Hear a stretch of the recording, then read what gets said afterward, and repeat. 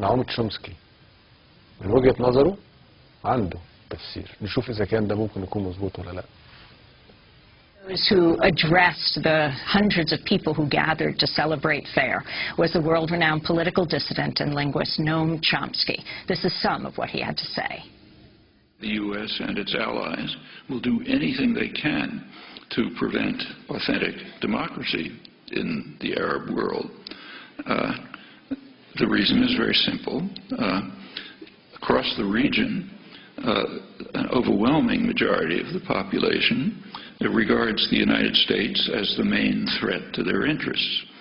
In fact, opposition to U.S. policy is so high that a considerable majority think the region would be more secure if Iran had nuclear weapons. In Egypt, the most important country, that's 80%. Similar figures elsewhere. There are some in the region who regard Iran as a threat, about 10%.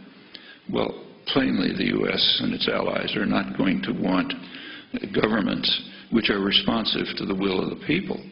If that happens, not only will the U.S. not control the region, but it'll be thrown out.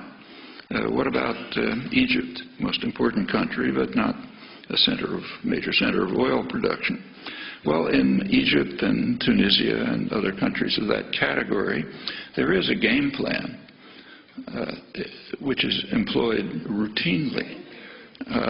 So commonly it takes virtual genius not to perceive it. But when you have a favored dictator, for those of you who might think of going into the diplomatic service, you might as well learn it. When there's a favored dictator and he's getting into trouble, support him as long as possible, full support as long as possible.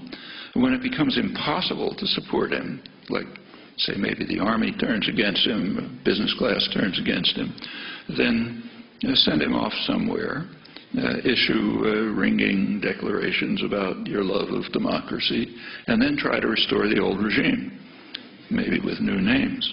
And that's done over and over again. It doesn't always work, but it's always tried.